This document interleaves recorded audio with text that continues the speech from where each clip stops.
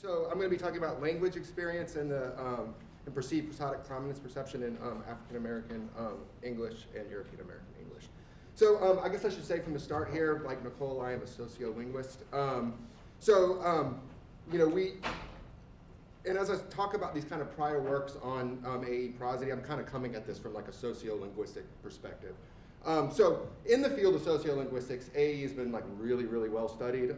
It's kind of actually been some of the central focus of sociolinguistics, and it's like 50 or 60 years history. But a lot of that research is focused on like this kind of morphosyntactic and segmental variables, and very little of it is actually looked at prosody. And Eric Thomas in the Oxford Handbook of African American Language has a really nice review of that. I should say that prosody in AAE has been looked at in a kind of a few different ways, but for what I'm discussing today, I think the real takeaway is respect to intonation specifically, right? And so kind of as Nicole has indicated, much of this prior work in examining intonation has, including some of my own recent work, has shown that AAE speakers produce more pitch accents per syllable than their European American counterparts. And they do this, and this seems to be like a really long-standing difference. So in my 2018 American Speech paper, I actually used archival African American language recordings and archival European American language recordings to compare them to modern recording. There has been, so much of this kind of perception-based work with African American English hasn't been about prosody per se, but the findings of that work have shown that it seems that like fundamental frequency and or F0 and vowel quality are kind of cues that people are attending to in that, okay? So you kind of take all these findings together, and what I've become increasingly interested in, right, and this thing that's always kind of puzzled me was, do like everyday listeners even care? Like the stuff that we're annotating as these expert analysts, do people even care about it? Like, are they paying attention to it? So I was wondering, right, so is this noticeable by everyday listeners? How much does experience with African American English matter for everyday listeners? And so and basically this is all to kind of say sociolinguists haven't really been able to understand how the differences in production align with perception, right? And so that's kind of been this thing that's kind of puzzled me for a really long time. And come to find out, there's this total methodology that I can use to kind of start to get at this question, right? And it's really kind of anticipates some of in my dissertation work and is kind of the basis of my dissertation work. So there's this rapid prosodic transcription task where folks are, RPT asks everyday listeners to mark prominent lexical items in conversational speech, as well as prosodic boundaries. And for me, like what was really kind of cool about this is that they use conversational speech. And as a sociolinguist, and as everyone I think probably knows about sociolinguists, we love conversational speech. So that's what I was like really going for, right? And I found this, and it really kind of excites me as well because some of this work has also shown that that the perception of prosodic prominence also is correlates really highly with kind of TOBI labeling as well. So I was like, okay, so this kind of gets at some of my prior work and kind of allows me to ask this question of, well, what are everyday listeners doing with prosody, right? So I'm sure a lot of people are probably familiar with what this is, but I kind of wanted to just maybe remind everyone what this kind of task looks like. So this is actually an example from my dissertation experiment. So basically what happens is you get people kind of go onto this web-based interface. What they do is they are then told that some people highlight words more than others. Click on the words that you hear is highlighted by the listener. And so here's an actual example. So what people will do is they hear it. I hope his business do good, but at the same time, I hope he finish school first, and because education is very important. Okay. And so they get to listen to it twice, and then they click on the words that are highlighted, right? And so the output from this is just basically everything gets a 0 or 1. So every word is either prominent or not, right? And then from that measure, you can get a dependent kind of a response variable of like the total proportion of listeners who voted for a word as prominent or not. And that kind of goes on a scale from like 0 to 1, right? And then you can do, with these kind of scores, you can do a bunch of different kind of looks at what you can look at it in a few different ways, I guess, is what I mean to say. So the study here, right, is what I have is, so I have ethnicity of voices. So I have African American voices and European American voices, male and female, 4 voices per ethnicity per gender, right? And then 16 excerpts for the males, 8 excerpts for females. So I got a total of 48 excerpts in my dissertation. They're all young college-age adults.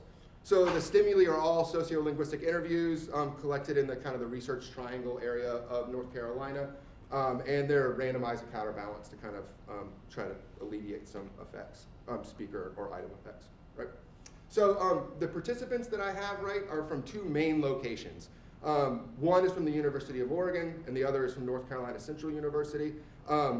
The cool thing about North Carolina Central University is it's an HBCU, and it's regionally distant from, or it's like kind of in the same area as where the stimuli come from. And then the Oregonian listeners are kind of like regionally distant, or they're far away, right? And so I have 99 listeners for the University of Oregon, 98 listeners for North Carolina Central University. And then for this study, and for the way I'm kind of looking at it now, is that I have, so for the University of Oregon listeners, only 2 of them are African American, right? Whereas for North Carolina Central University, 88 of them are. So that kind of is how I'm kind of treating this idea of location, right? Okay. So what do we know about experience with respect to kind of this task? So Cole and colleagues have done an immense amount of work using this paradigm and really have shed like a lot of really interesting light on some of this stuff. But in this 2017 paper, they kind of, and they look at a number of things, but one thing they do look at is this kind of familiarity that, that annotators have with the language variety that they're annotating, right? And so one main finding of this study is that when rating mainstream American English, there were more agreement among mechanical Turk raters from America than from India, right? And so that's kind of the big finding that's relevant for this. I should also just kind of say what they're doing in that paper is basically looking at reliability. So they look at agreement and then they kind of test reliability in a way to see like what makes a good annotator. So this is a little different than what I'm doing today because I really just want to know like how much do people agree. And I haven't kind of taken it to the reliability portion, but that's kind of what we're up to for this study. Okay, so my dissertation project actually examines experience in like 3 kind of main ways, right? So I can look at field site, which is what I'm doing today. But in the near future, I'm actually going to try to kind of disentangle what's going on. So I ask, they have a post survey at the end of the experiment. So they give their self-identified ethnicity, and then they also give their self-reported experience with African American English and European American English. And the way we kind of have gotten at that was we basically asked them, how much speech in the last 2 weeks would you say is African American English or European American English? And then they get like 20%, 40%, 60%, or 80%. And so I'm not looking at that yet, but that's kind of like the next stage of what I'm getting ready to do, right? Okay. So I have kind of like these 2 main research questions that I'm going to try to address today, right? So the first one is ignoring this idea of experience. Are African American English voices perceived as having more prominence than European American voices? And this is basically just kind of trying to get at what we know about production differences. Does this align to production or perception differences, okay? And then my kind of second research question is, do people with different experience with AAE, according to their location, differ in their perception of African American English? So is this different by like the number of prominence or the way in which they agree, right? Okay, so thinking about research question 1, right? My dependent variable for this is the proportion of words that are marked as prominent, okay? And then my prediction is if perception in fact aligns with production, then we would expect to see listeners annotate more voices, more prominences for African American English voices than for European American English voices.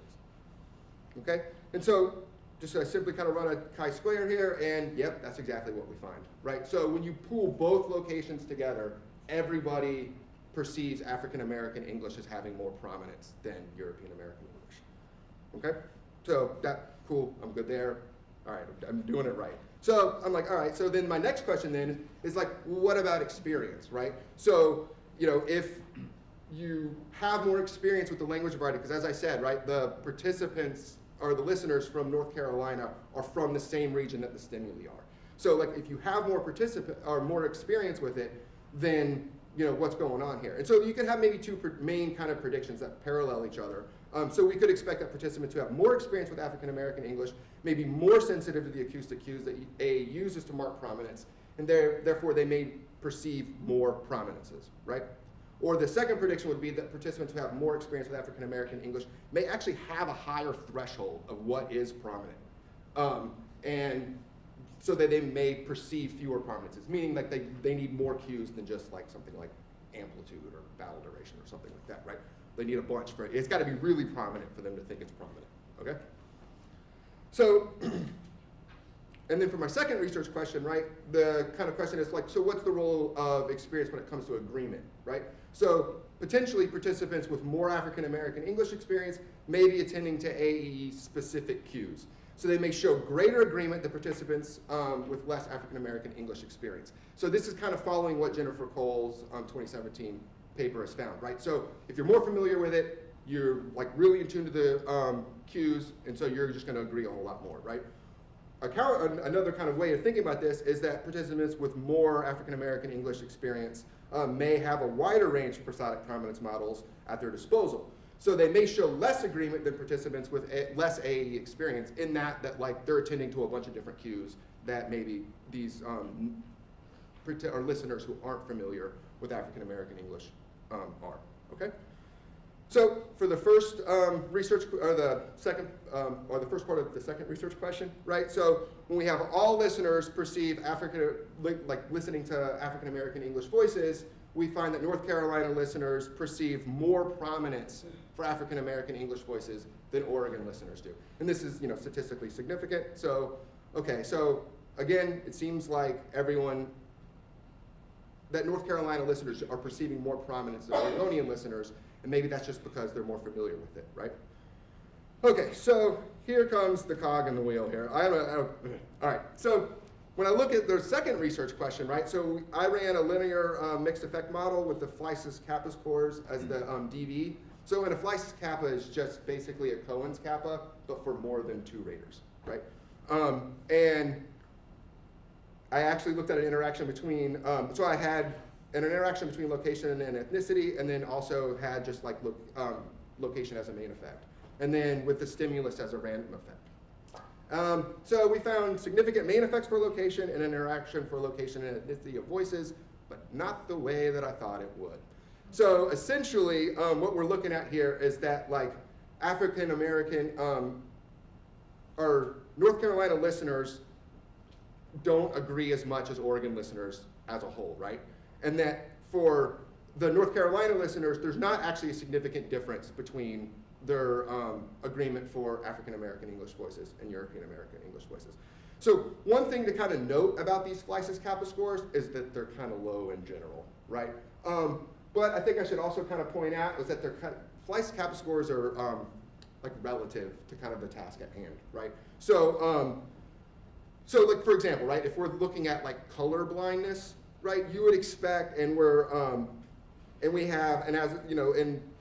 we have people who, as a control, right, we have people that aren't colorblind, and we would expect almost perfect agreement on like whether something's red or something's blue. And if we don't get that, then there might be something going on with it, right? But for this case, for something like prosody and something like with like a number of words and a number of stimuli, you would get less agreement. I should also note, though, that this is less agreement than what Cole et al. Found as well. So I guess that's just kind of maybe due to the task at hand that annotators just aren't agreeing as much because there's just a lot of things to do. Okay, so as a discussion here, African American English voices are heard as having more prominence by all listeners. North Carolina listeners hear more prominences for AAE voices than Oregon listeners, and Oregon listeners agree more in their ratings on a per item basis than North Carolina listeners. And this is especially true for African American voices. So like the big interaction kind of effect was that Oregonian listeners statistically significantly agree more for African American English voices than they do for European American English voices. So this is not what I expected to find. I'm still sort of puzzled about it, but there could be some implications, right? And how I'm going to kind of proceed going forward. So again, I should probably kind of remind everyone about the IVs for this study, right? So we looked at location, but we didn't look at individual participant level differences, right? We treated location as a proxy for kind of overall characteristics. So As a reminder, the Oregon listeners were roughly 98% non-African American, and the North Carolina listeners were roughly 90% African American, right? So I didn't look at like individual differences. And I think the thing that is puzzling to me, right, is that like Cole et al.'s look at experience in their data found the opposite pattern of what I found, right? Based on the demographics of the data, based on the demographics of the data that we're looking at, where the Oregon data has around 2% African American listeners and North Carolina has around 90%, right? We should have found something similar based on kind of Cole's findings, which I didn't. But a finding is a lot of this kind of RPT paradigm that kind of keeps popping up is the fact that like different listeners or different participants do different things with different voices. So there's kind of this thing where some some stimuli may show that F0 is more important than like vowel duration, and some participants may, for some stimuli, think that vowel duration is more important than F0, right? So, but this fact that like, since Oregon listeners show more agreement across both voices, and even more so for AAE voices, one account for this may be that they have access to a narrow range of prosodic models, right? So if this is true, then the prediction that they may be using a narrow range of acoustic cues than North Carolina listeners to mark prominence. On the other hand, North Carolina listeners may be using this kind of wider range of cues. And you're losing my spot here. But use a wider range of cues in a prior, so I should say, I guess one thing that I have done, I haven't done it with the North Carolina listeners yet, but I did look at acoustic correlates for the Oregonian listeners, and the thing that predicted them marking prominence for African American English voices more than anything was intensity, and in a bunch of different measures, right? So intensity for change from the previous word to the word that's marked, intensity change within the word. So that's the thing that keeps coming out, and like none of the other stuff really kind of came out. I looked at like word frequency came out, but F0, a bunch of different F0 measures. It was intensity mattered more than anything, right? So maybe what's going on is that though Oregonian listeners agree more, they're attending to like one main cue, which is amplitude, like how loud the voice gets, and that may be the one thing that is salient to them. So they're agreeing more doesn't necessarily mean that they're right. They're just agreeing more because they're attending to one cue. That's a hypothesis I have. It's totally testable. And maybe perhaps what North Carolina listeners are doing is that they're attending to more acoustic cues, right? So some listeners for some stimuli may be utilizing vowel duration, some may be using F0 movement, some may be utilizing intensity, vowel duration, and F0 movement. So there could be all these wider range of cues, and that they're kind of accessing them in different ways because they have a different phonological model for AAE voices in the location that they're dealing with. And I'm totally pursuing this in the dissertation. This is like actually the next step. Okay, and so like I said, kind of my future directions are like, so is listener agreement variation across field site due to like what they're attending, what acoustic cues they're attending, right? And then I'm going to kind of analyze this notion of experience in a couple of different ways. So like I was kind of reminding everybody, I used like North Carolina and Oregonian listeners as like kind of a proxy for their experience. But one thing I didn't do, so Oregon, I don't know if anyone's ever been to the University of Oregon, it is really, really white. But I actually have participants that aren't white and not African American, right? So I have participants that are Asian American, I have participants, there actually is like I have participants that are Hawaiian. So maybe what I could start to kind of get at is bin those like, white versus non-white and see what happens in that. And maybe the agreement will kind of drop. So we're gonna kind of start looking at like binning in different ways and seeing if like, something kind of falls out of that. And then I actually do want to kind of look at this kind of reported experience. If people say they hear a lot of African American English in their lives, are they agreeing more and the people or less? So those are kind of things that that is the next step that I'm going to look at. So if anyone else has any other ideas, I would love to hear it because this is not what I thought I was going to find at all. I was kind of shocked. So that's where I'm at with it. So thank y'all.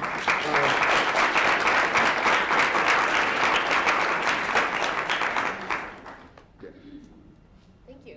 So this is time for a few questions, first from students.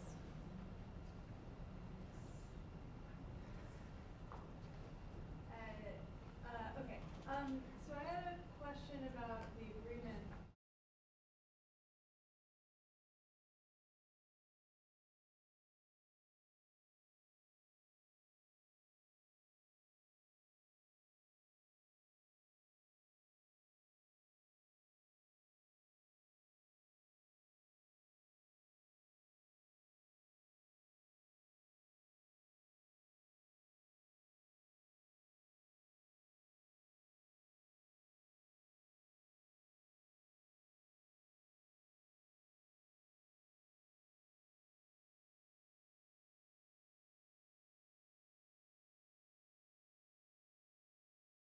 in a study every term or whatever. And so those are the people, and my study's online, and they don't have to go sit in the lab, so they're all about it. And then for the North Carolina Central students, I actually have field workers who, just approached kids throughout, and they got paid to do it, and that was, so it's a complete, the recruitment process is actually very different. That may be something that's going on, I think. But I think there's ways to kind of get at something like with some of the individual differences and by item differences within, or individuals within each item, like what's going on in there. So I think I can kind of maybe start to tease some of that apart. Yeah. Jeff, I would like to know. I was wondering, kind of on the same line of recruitment, whether are the Oregon students actually from Oregon, or since if they were recruited from the university, they might be coming from a little over. Yeah, so I actually have like triple that amount of Oregonian listeners. Like I have like 280 of them, I think. And I kind of whittled it down to the ones that were either from Oregon or California. That is, so Oregon actually has a large population of students from California. That's where a lot of the out-of-state kids come from. So that's kind of, but I intentionally kind of whittled out through some of the ones that were like from, other parts of the country that weren't like the kind of Northwest or Pacific Northwest. Any questions from anyone? Yeah. I was thinking that if you had any individual measures, say related, to musical experience or some stronger sensitivity. Yeah, so Eric Thomas and I have had this like ongoing kind of conversation for years, and it's actually in there now. So I do have this measure of, so I didn't want like students, especially at Oregon, to say that like 80% of the speech I hear in a given week is African American English, because you're lying and that's not true. I mean, I don't think so, right? And so for me, I had this kind of question that basically asks, how much hip hop do you listen to?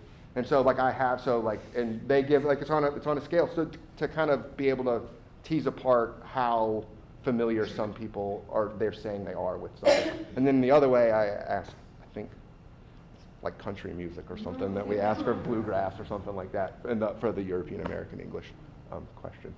So, and that's all stuff that's in this huge, I haven't pulled it out yet. That's like, I have all this data that's coming apart. There are many, I will show you the correlation with experience and also knowledge or sensitivity, musical sensitivity, so it might be that.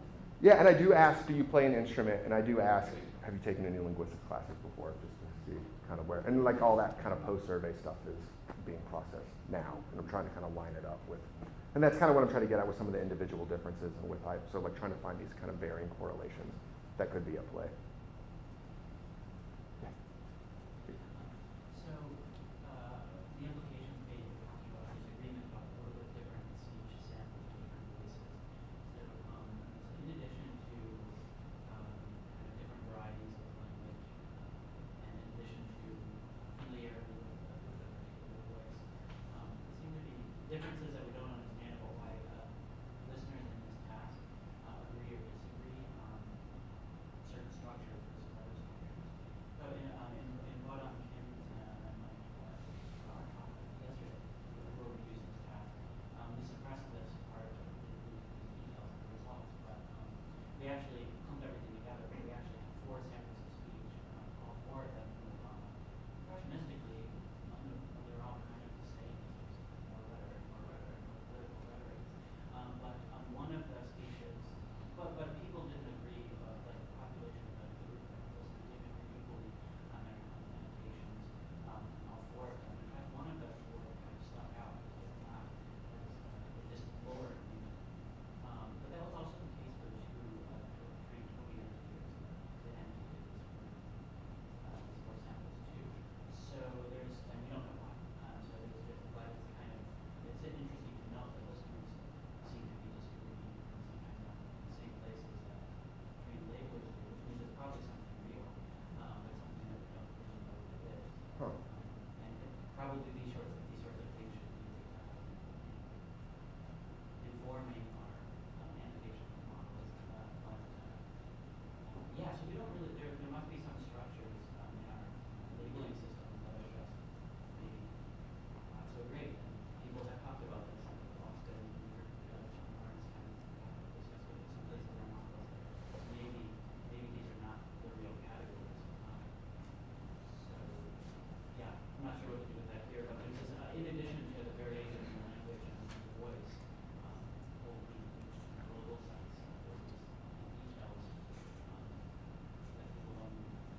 Yeah, and I think that's actually the very next step, is just kind of looking at each individual stimulus, and then within each word, what's the rate of agreement per word across, and seeing if there is just something about particular voices that are. Or like if it turns out, for example, that low plus high star is not really like the right thing, and it turns out that everybody disagrees on what's true. But for annotating, okay, so if there's lower agreement on it, then naive listeners also disagree on it more. And then you find that some sample of speech or some speaker has lower agreement by everybody, but now we know I because it's because he had a low plus high star, low plus high star. Disagreed upon because they're not within. Yeah, that's actually like a really nice point. I think that's what, so I've totally labeled like half of the stimuli, and some of it was just getting access to like female voices.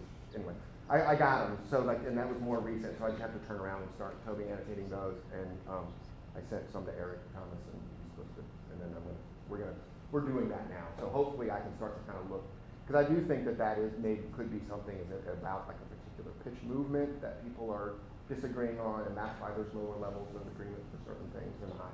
But yeah, for me, it was just kind of mind blowing that I read all this like literature and I found the complete opposite. So thanks.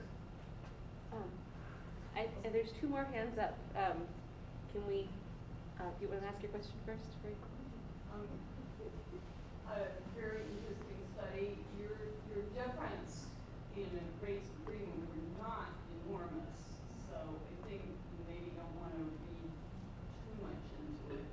But I was just going to say one thing that I found interesting with RPT studies is do a cluster analysis on your transcribers, because I have one study where like I had 28 people who did more or less the same thing and 2 people who were on a different planet.